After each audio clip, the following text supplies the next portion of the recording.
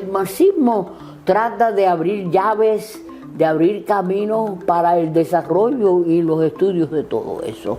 No hemos llegado a una sociedad perfecta, que eso son problemas complejos, son problemas difíciles.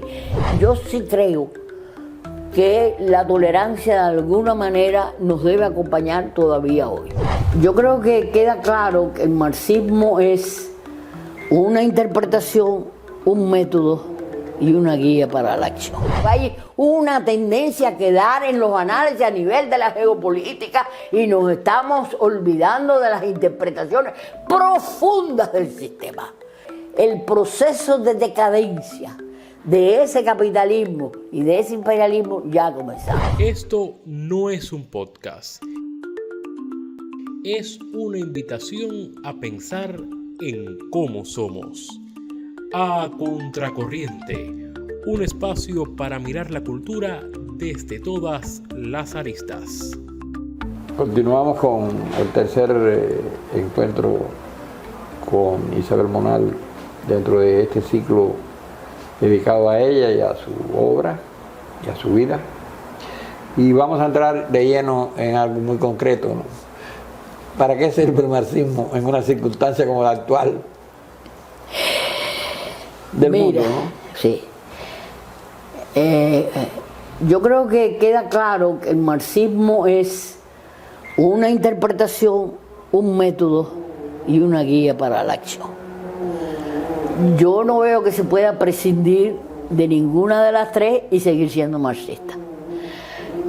A veces, a mi manera de ver, se malinterpreta la famosa oncena tesis de Marx sobre Feuerbach. De los filósofos no han hecho más que interpretar al mundo, de lo que se trata es de transformarlo. Y ahí la traducción es correcta, eso está claro, es comme davon, se trata de. Y eso es central, esa es una idea central.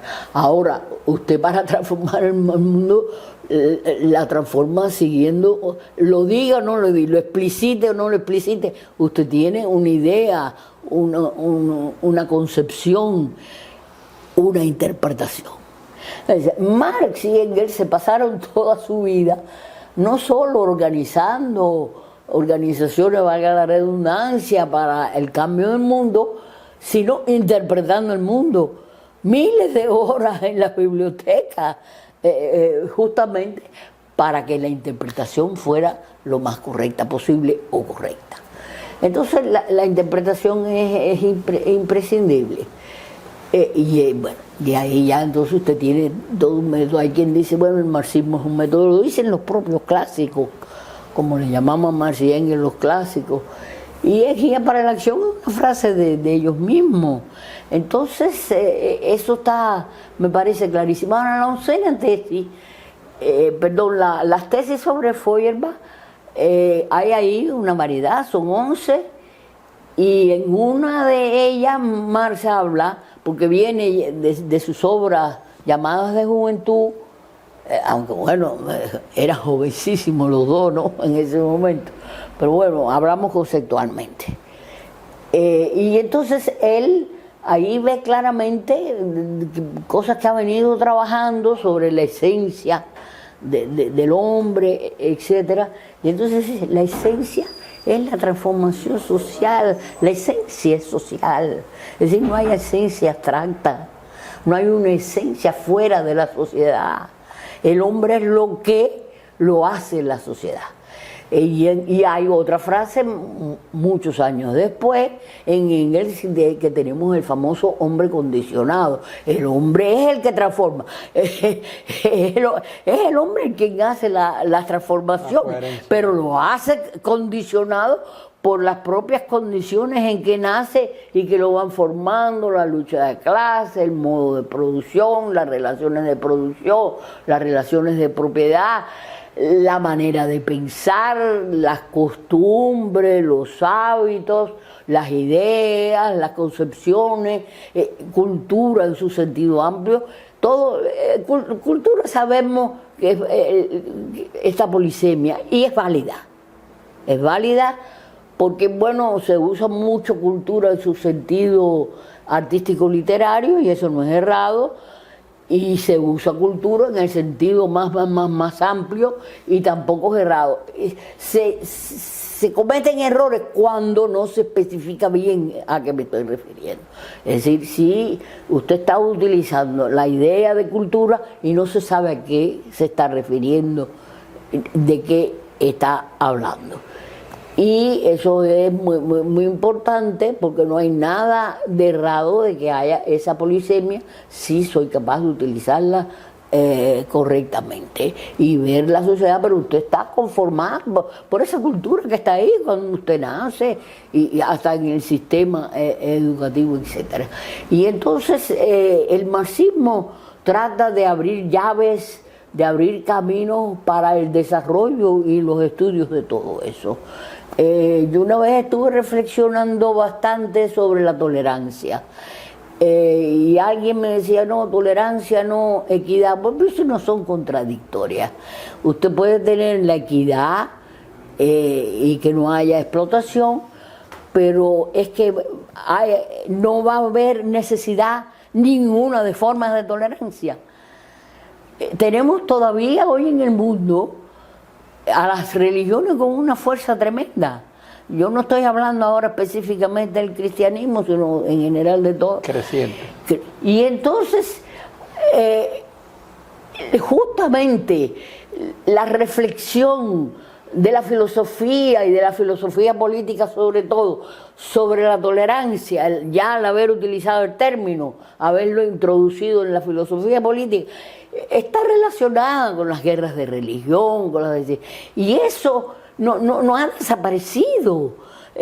Nos hacemos la ilusión de que resolvemos las formas más cruentas de desigualdad y creemos que ya estamos caminando sobre rosas, que se detiene el desarrollo social, que ya llegamos, digamos, a nirvana. No, no hemos llegado a una sociedad perfecta, que eso son problemas complejos, son problemas difíciles.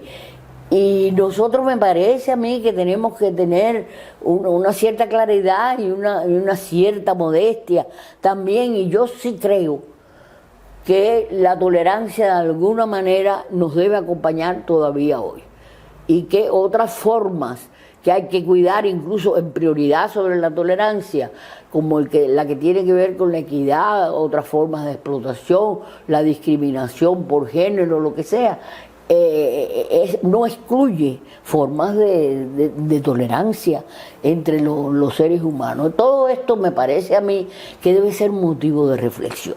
No hay que ser alguien que trabaje filosofía, que se desenvuelve en este tipo de temática.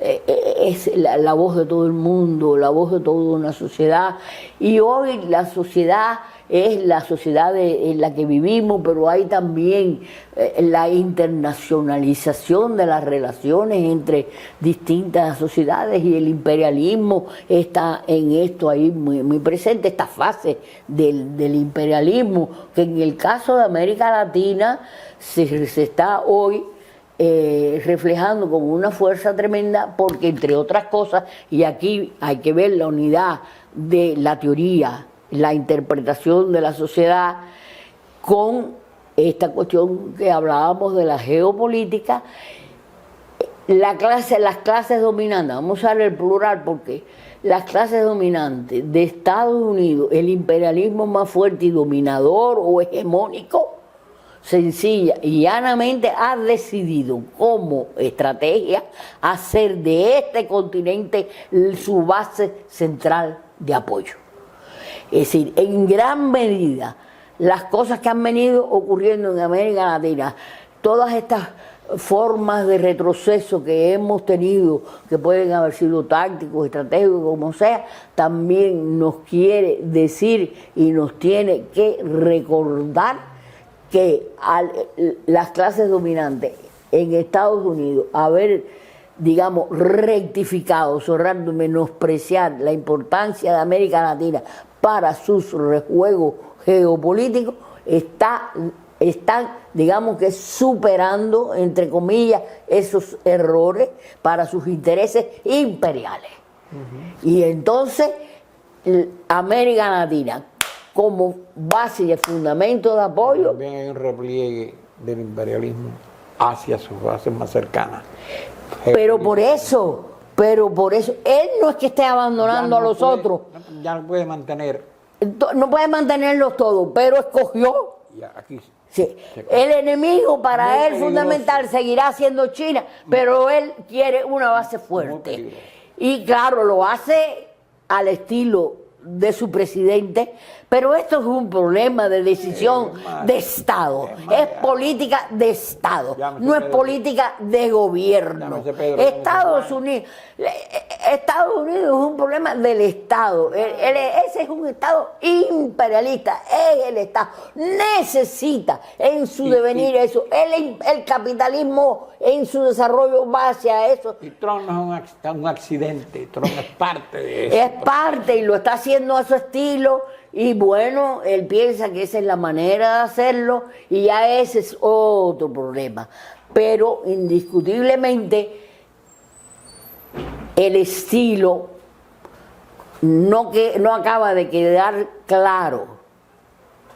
Es una cuestión que hay que tener bien en el análisis, pero no acaba de quedar claro si es solo una cuestión de estilo o es que ese estilo está también imponiendo algo que ellos necesitan para los objetivos estos de los que hemos hablado, que consiste en que las normas y reglas que se habían establecido les impide o les impediría hacer los movimientos que ellos creen que necesitan y están en la línea de acabar eso.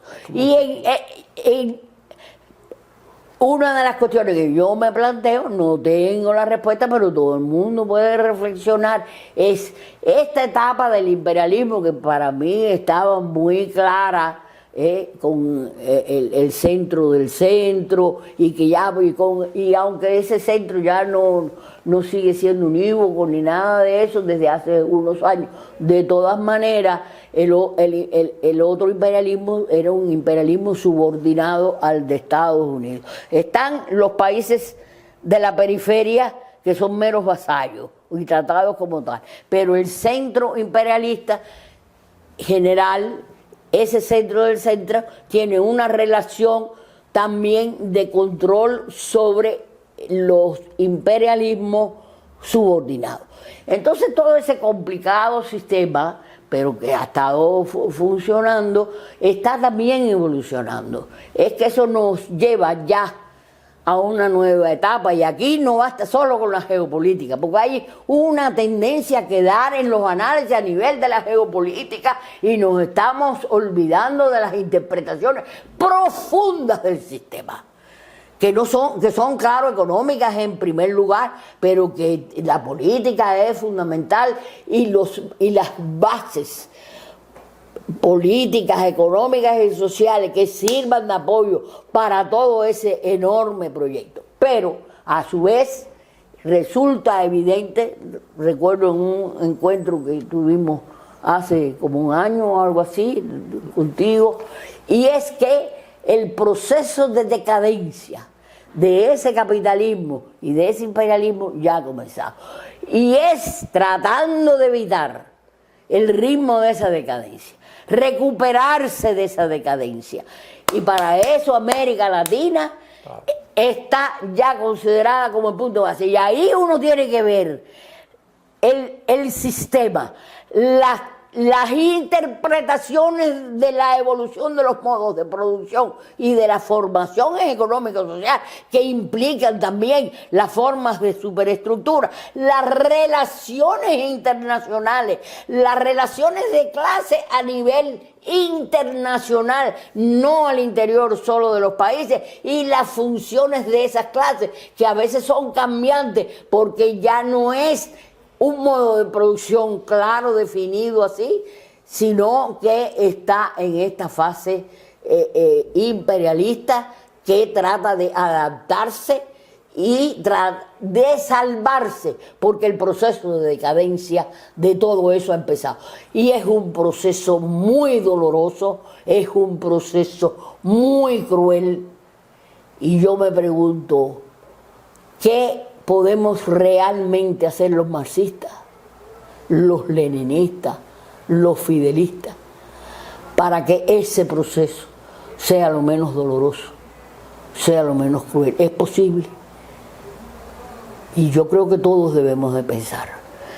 El pensar en todas estas cuestiones no es solo una cuestión de alguien que se haya dedicado a la filosofía, a cuestiones teóricas, a la teoría política, no. Es un problema que todos tenemos que pensar, porque tenemos que conformar, como decía Gramsci,